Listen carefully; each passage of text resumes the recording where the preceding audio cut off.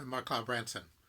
Let's look at some theological issues that have praxis implications at the interface of theology, locality, and diversity. The first point here is that the Spirit of Jesus is already on the ground in your locality, in my locality, and the Spirit of Jesus is active in bringing and shaping God's reign, what we refer to as Missio Dei. This is God's mission. It's the mission into which God invites us. It's not something that was done once and announced and comes to us in regulations and concepts, beliefs, but is actually the current life of God right in our context, among the people around us, in the systems around us, in our own lives.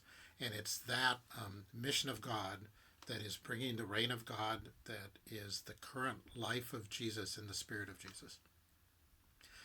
The second point here is that God works in, with, through alterity.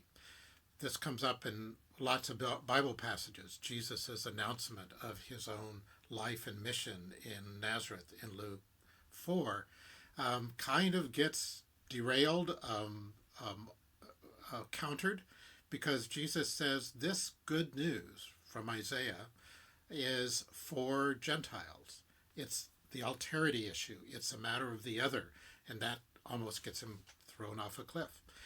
This is the Luke 10 work where Jesus sends the 70 out into the villages to engage with others, with the other, people different than them, and in that to participate in what God is doing and announcing. This is in Acts 16, I would think of. There's lots of places in Acts. But this is Paul and his team with Luke, a different kind of person as a Gentile also. And the encounter with Lydia, again, a different person, a person of difference who then is very much an indicator of what God is up to in this context.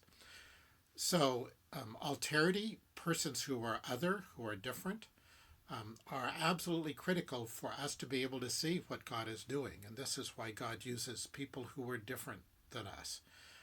This is Peter's vision of the sheet lowered down with all kinds of difference that's going to challenge his practices, the whole way he sees, what he expects of God, what he thinks God's doing, as a way to prepare him for the next steps in his own mission. So alterity is how God works, and without alterity, we are blind to the gospel ourselves. Doing local ecclesiology, then, is about a group that covenants to be in God or in Christ through participation, discernment and participation. If God is already engaged in our context, if God is already engaged among the people around us, then it's only by being in God, in participation in God, that we are actually participating in God's reign, we're participating in salvation. And so that's what ecclesiology is all about, a group that covenants together to do that. To be in Christ in discernment and participation.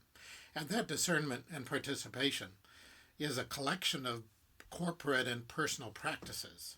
And I list some here, but there's many, and these are different in different cultures, different times, but I list a basketful, listening, engaging, going, loving, telling stories, frequently called testimony, worshiping, praying, waiting.